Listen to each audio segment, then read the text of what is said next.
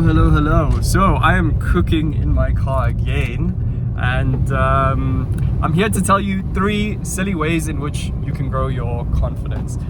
When I say grow your confidence, I mean how you show up in reality. This is general confidence, it's not specific confidence. So if you're like a professional chess player and you want to be more confident, this may help you in chess, but it's really tethered to general confidence and how you show up in the world.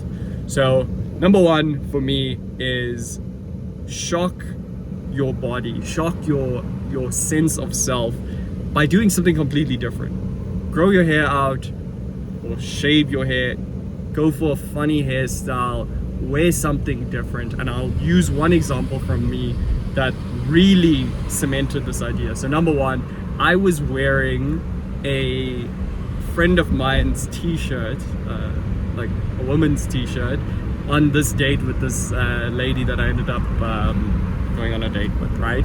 And it was actually fun. It was so silly and got me out of my head, and it was like such a joke that the way it played out, it made me so fluid, so free-flowing, and so like it shocked my system to the point where I realized, wait, like why do I care so much about dressing in a certain way for this other person if it's gonna make me come across as rigid, if it's gonna make me come across as something I'm not. It's like I'm trying to squeeze myself into this little cube that I think that they want me to be. And so showing up on this date wearing a woman's shirt completely threw me off. It completely counterintuitively made the date better. It showed that lady, and she even said this herself, she said it showed that I was confident in my sexuality. It showed that I didn't need, like to come across as a certain thing to sort of try and win someone over. It was just more fun, and it made the date more fun and free-flowing because the conversation was just easily picked up after there. So that's number 1. Number 1, shock your sense of self, shock your system, shock how you dress and how you appear in the world around you, because it'll make you less serious, and when you're less serious, you're more open to fun, and when you're more open to fun, free-flowing confidence will come to you. So I hope that helps. I've got two more, but let's get into it. So number two, this is a point in my life where I was really into running, right? I read the book Born to Run, and if you read that book, you'll see, or if you know someone who's read that book, you'll see slowly you pick up things like barefoot shoes, those ugly toe shoes, those running sandals, and when you wear those, that takes balls. That is like ultimate, because I mean, shoes is such a common norm in day-to-day life. Even wearing sandals, it's something that people just so subconsciously just flow into, and wearing something that is completely different from that draws a lot of attention, draws a lot of negative attention. Sometimes people will be questioning your sense of style, questioning why are you showing up in this way, and to stay congruent, free-flowing, and going about your life while wearing these shoes to a point where in your subconscious mind you even forget that you had it and you're just showing up comfortably. It is a crazy experience to unwrite in yourself, and to show this on my side, not only was I wearing this in like campus and around like my regular friends, I had a job tutoring students and teaching like a mini class. And when I was teaching these kids, not on the campus, this was high school kids, when I was teaching them maths specifically, I was walking around with these barefoot sandals, which really looked like a piece of rubber with bungee cable attached to it. And every single kid had something to say. Ma'am, how could you let your son walk around with these shoes? how could and they're saying this to my mom who was teaching at the time, and they're all saying this and saying to my face like, yo, why are you wearing these shoes? Like you could be wearing anything else. And that was such a transformative period for me, because again, it's teaching that lesson that no one actually cares. None of this shit matters. Like, you can show up however you want to. People are gonna say whatever, but the truth is, and this is counterintuitive advice, like, you can dress up to the best of your ability, but you're still gonna be seeking a reaction from someone else. When you dress the other way around, you're gonna elicit a lot of reactions that you actually don't care about, and you'll learn to care less about. And then when you switch back and you wear something that you actually like and you care about, you realize that's actually what matters, is how you feel when you show up wearing the things you like, looking in a certain way that you approve of.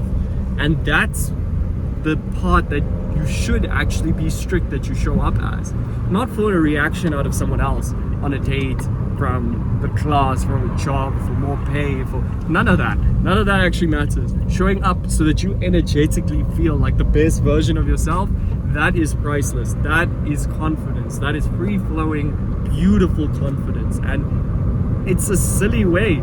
Dress negatively, dress in something you wouldn't usually wear, explore something that goes against the norm of what you would wear, what your parents would wear, what your parents would be proud to see you wear, and you will break away of that like grippiness to how you want to be perceived.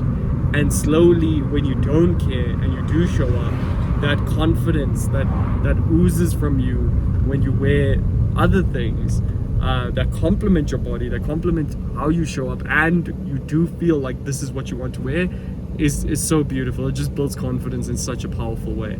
So that's silly way number 2. So that's like really like what you can do to dress and wear to show up and develop more confidence for yourself. Number 3 is your actions. Number 3 is developing that sense of I don't care. And there's a few exercises you can do, and I've done this. 1, you can lie down in the middle of public, anywhere. It could be on a bridge where there's people crossing. It could be in the mall. You may get a guard come and tell you something, but slowly you'll realize no one gives a shit. No one cares. None of that actually matters. The easiest one, the second one, is clapping. Clapping in the middle of public as well.